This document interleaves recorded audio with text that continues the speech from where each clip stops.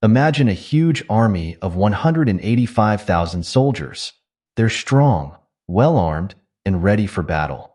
Now picture just one angel standing against them. It sounds impossible, right?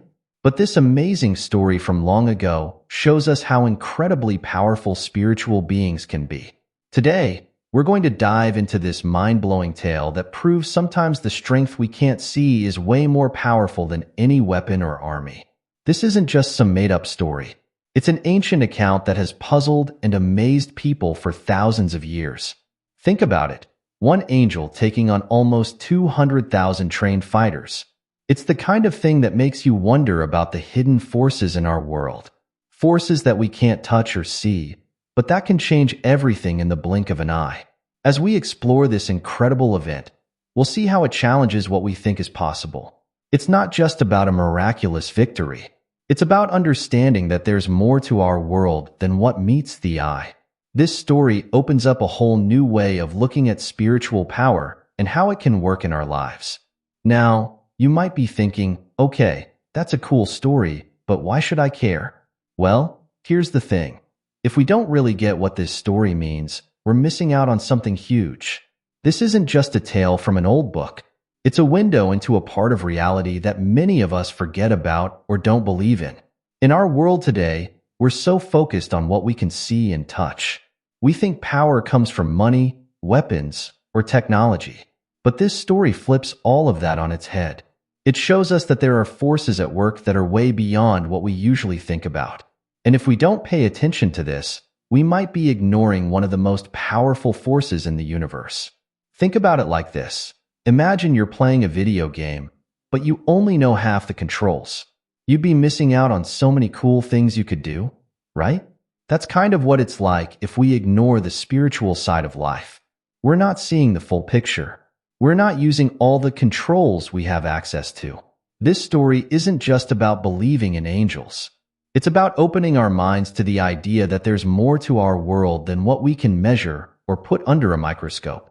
It challenges us to think bigger, to consider that maybe, just maybe, we're part of something much larger and more amazing than we usually realize. And here's the really important part. Understanding this story could change how you face your own battles in life. No, you probably won't have an angel show up to fight for you, but you might start to see that you have spiritual resources you never knew about. You might begin to approach your problems in a whole new way. So as we dive into this story, keep an open mind. Try to imagine what it would be like if the world really did work this way. Because if we can understand and believe in the power shown in this story, it might just change everything about how we live our lives. Let's set the scene for this incredible story. We need to go way back in time, to a period when kingdoms fought each other for land and power. This particular event happened around 700 BC, in a place called Judah. Judah was a small kingdom, and it was surrounded by bigger, stronger nations that often tried to take it over. At this time, Judah was ruled by a king named Hezekiah. Now, Hezekiah wasn't like some of the other kings. He tried to do what was right and believed strongly in God. But he had a big problem. A huge army from Assyria, one of those powerful neighboring kingdoms, was coming to attack. Assyria was the superpower of its day. Think of them like the biggest, baddest bully in the schoolyard, but on a global scale. They had already conquered many other nations, and now they had their sights set on Judah. The Assyrian army was led by a king named Sennacherib, who was known for being cruel and unstoppable. Hezekiah and his people were terrified. They knew they didn't stand a chance against such a massive army. The Assyrians had 185,000 soldiers. That's like filling up 2 huge football stadiums with nothing but trained fighters. Judah was much smaller and didn't have nearly as many soldiers or weapons. To make things worse, the Assyrians were camped right outside Jerusalem, the capital city of Judah. They were taunting the people, telling them to give up because no one could save them. It seemed like all hope was lost. The people of Judah were facing total defeat and possibly even being wiped out completely. This was more than just a fight over land. For the people of Judah, it was a test of their faith. They believed that God had promised to protect them, but now they were facing an enemy that seemed unbeatable. It was a moment of crisis, not just for their nation, but for their entire belief system. Hezekiah did everything he could to prepare. He strengthened the city walls, gathered supplies, and tried to encourage his people. But deep down, he knew that if help didn't come from somewhere beyond their own strength, they were doomed. It's in this moment of desperation that our story really begins. With an unbeatable enemy at the gates, with fear gripping every heart in Jerusalem, the stage was set for something extraordinary to happen, something that would be talked about for thousands of years to come. As we continue with this story, try to put yourself in the shoes of those people in Jerusalem. Imagine the fear, the hopelessness, the desperation, because understanding how bad things looked makes what happened next even more amazing. It sets the stage for a display of spiritual power that goes beyond anything we usually think is possible. The Assyrian army wasn't just big, it was terrifying. These 185,000 soldiers were the best of the best, trained to conquer and destroy. They had the latest weapons, strong armor, and a reputation for being cruel to anyone who stood in their way. This wasn't just an army. It was like a huge, unstoppable machine. Let's try to understand just how massive this force was. Imagine every person in a large city all being soldiers, all coming to attack at once. That's the kind of threat Jerusalem was facing. The Assyrians had horses, chariots, and siege engines, big machines used to break down city walls. They were experts at war, and they rarely lost. But it wasn't just their numbers or their weapons that made them scary. The Assyrians used fear as a weapon too. They were known for being incredibly brutal to the people they conquered. They would often torture or kill their enemies in horrible ways, just to scare other cities into giving up without a fight. Stories of their cruelty spread far and wide, making people terrified even before the army arrived.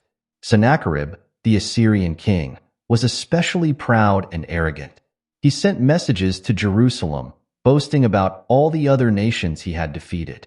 He told the people of Judah that their God couldn't save them, just like the gods of other nations hadn't been able to stop him.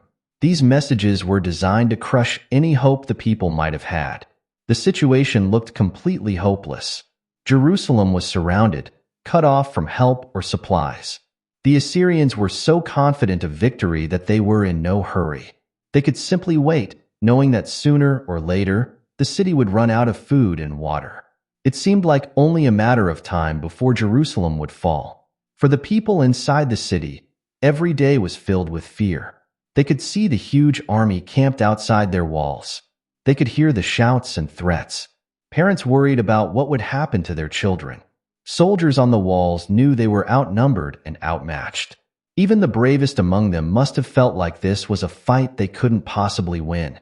This threat wasn't just against the city or the nation. It was a threat to everything the people believed in. If Jerusalem fell, it wouldn't just mean the end of their kingdom.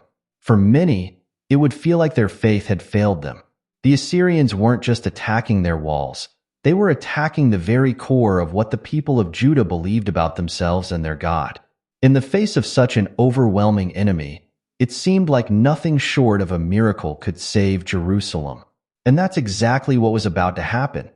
A miracle so big, so unbelievable, that people would be talking about it thousands of years later. Now, with things looking so bad, something amazing was about to happen. The story goes that God decided to step in and help, but he didn't send an army, or a hero, or even a group of angels. Instead, he sent just one angel, one single spiritual being against 185,000 soldiers. It sounds crazy, right? But that's what makes this story so incredible. In many old stories, angels are described as powerful spiritual beings. They're not the cute little babies with wings that we see in some pictures. Instead, they're often shown as mighty warriors, carrying out God's will. This angel was sent on a mission to protect Jerusalem and show everyone, both the people of Judah and the Assyrians, that there was a power far greater than any human army. Now, we don't know exactly what this angel looked like. The story doesn't give us those details. But imagine a being of pure light and energy, invisible to human eyes but more powerful than anything on earth. This wasn't a physical fighter with a sword and shield. This was a spiritual warrior, armed with the power of the divine. The amazing thing is, this angel didn't need an army of its own. It didn't need weapons or battle plans. All it needed was to be there, carrying out its mission from God. This shows us something really important about spiritual power. It doesn't work the same way as physical power.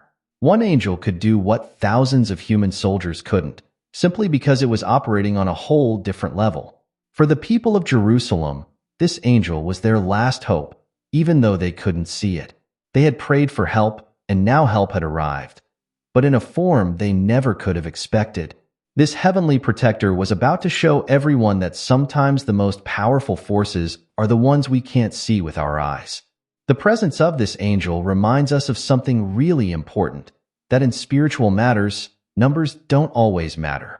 One being empowered by God could be stronger than the mightiest army ever assembled. It's an idea that challenges everything we usually think about power and strength. As we get ready to see what this angel does, try to imagine the scene. On one side, a huge, noisy army, confident in their strength and sure of victory. On the other side, a single, invisible spiritual being, quiet but unimaginably powerful. The stage was set for one of the most one-sided battles in history, but not in the way anyone expected. Now we come to the most amazing part of the story, the battle that wasn't really a battle at all. Remember, we have this huge Assyrian army camped outside Jerusalem, ready to attack. And we have this single, powerful angel sent to protect the city. What happens next is something that no one saw coming. The story tells us that during the night, the angel of the Lord went out and struck down 185,000 soldiers in the Assyrian camp. Just let that sink in for a moment. In one night, without any noise, without any visible fight, this entire massive army was defeated. The people of Jerusalem didn't hear any battles. They didn't see flashes of light or hear the clash of weapons. Everything happened silently, invisibly. Imagine being in the city that night. You go to sleep thinking tomorrow might be your last day. You're scared, you're worried, you're wondering if there's any hope left. And then you wake up in the morning, you look out over the city walls, and what do you see? The enemy camp is silent. No movement, no sounds of an army getting ready to attack. Now picture being one of the Assyrian soldiers who survived. You wake up and find yourself surrounded by your fallen comrades. No signs of a battle, no wounds from weapons, just silence and death all around. Can you imagine how terrifying that must have been? In one night, this unbeatable army was broken, not by swords or spears, but by a power they couldn't see or fight against. This wasn't a typical battle with strategies and sword fights. It was a display of spiritual power that went beyond anything humans could do. The angel didn't need to fight in a way we would understand. It simply carried out God's will, and that was enough to defeat this mighty army. For the people of Jerusalem, this must have been the biggest shock and the greatest relief of their lives. One day they're facing certain doom, and the next, their enemies are gone. No long siege, no bloody battle, just a silent victory that seemed to come out of nowhere. This event shows us something really important about spiritual battles. They don't always look like what we expect. Sometimes the biggest victories happen without any visible fight at all. It's a reminder that there are forces at work in our world that go beyond what we can see or understand. The defeat of the Assyrian army wasn't just a military victory. It was a powerful message about faith, about the unseen world, and about the kind of power that really matters. In one night, everything changed, all because of one angel carrying out its mission. As we think about this incredible event, it challenges us to look at our own battles differently. Maybe the most important fights in our lives aren't the ones we can see, but the spiritual battles happening all around us. And just maybe, like the people of Jerusalem, we have protectors we can't see, fighting for us in ways we can't imagine. The morning after the angel's victory, everything had changed. Imagine the scene as the sun rose over Jerusalem. The people, who had gone to sleep expecting doom, woke up to an unbelievable sight. The mighty Assyrian army was in chaos. Those who survived were fleeing, leaving behind their camp, their weapons, and their dreams of conquest. For the people of Jerusalem, it must have felt like waking up in a different world. Just yesterday, they were facing certain defeat. Now, They were looking at the backs of their enemies as they ran away. The relief, the joy, the sheer disbelief must have been overwhelming. Families who thought they'd be torn apart were now hugging each other, crying tears of happiness. King Hezekiah and his advisors were probably stunned. They had done everything they could to prepare for a long, horrible siege. They had prayed for help, but could they have imagined help would come like this? In one night, their greatest enemy had been defeated without them lifting a finger. The impact of this event went far beyond just saving Jerusalem. News of what happened spread quickly. Other nations heard about how the mighty Assyrian army had been destroyed. It changed the whole balance of power in the region. Countries that had been afraid of Assyria suddenly saw that this superpower wasn't unbeatable after all. For the Assyrians, this was a crushing blow. They had seemed unstoppable, but now their reputation was shattered. King Sennacherib, who had been so proud and boastful, had to return home in shame. The story says he was later killed by his own sons. It was a dramatic fall for someone who thought he was invincible. But the biggest change was in how people viewed the power of the spiritual world. This event showed everyone that there were forces at work beyond what humans could see or control. It was a wake-up call, reminding people that sometimes the most important battles are fought in the spiritual realm. For the people of Judah, this miracle renewed their faith. It proved to them that their God was real and powerful, able to protect them even against impossible odds. It gave them a story they would tell for generations, a reminder that they were part of something bigger than themselves. This amazing story teaches us some big lessons that are still important today. Let's look at 3 main things we can learn. First, it shows us that sometimes the biggest powers are the ones we can't see. In our world, we often think that strength comes from things like money, weapons, or technology. But this story reminds us that there are spiritual forces that can be even stronger. It encourages us to look beyond just what our eyes can see. Second, it teaches us about the power of faith. The people of Jerusalem were in a hopeless situation, but they didn't give up. They trusted that help would come, even when it seemed impossible. This tells us that having faith, believing in something bigger than ourselves, can be really important when we face tough times. Third, it reminds us that battles can be won in unexpected ways. The people of Jerusalem didn't win by fighting harder or having better weapons. They won because of something completely out of their control. This teaches us to be open to solutions that might not be obvious at first. These lessons aren't just for people who are religious. They're about understanding that there's more to life than what we can touch or see. They encourage us to think bigger, to consider that there might be forces at work in our lives that we don't fully understand. Now, you might be thinking, this is an interesting story, but what does it mean for me? Well, let's look at how we can use these ideas in our everyday lives. Think about the battles you face. Maybe it's a problem at work, trouble in a relationship, or a personal struggle you're going through. This story reminds us that sometimes the solutions to our biggest problems might not come in the way we expect. It encourages us to be open to help and answers that might come from unexpected places. The idea of unseen forces can change how we look at our challenges. Maybe there are resources available to us that we're not seeing. This could mean support from friends we haven't asked, strengths within ourselves we haven't recognized, or opportunities we've overlooked. It's about widening our view of what's possible. This story also teaches us about the power of holding on to hope, even when things look really bad. The people of Jerusalem were facing a hopeless situation, but they didn't give up. In our lives, when we face big problems, this story encourages us to keep hoping, to keep believing that things can get better, even if we can't see how right now. Another important lesson is about pride and humility. The Assyrian army was defeated partly because they were so sure of themselves, so proud of their strength.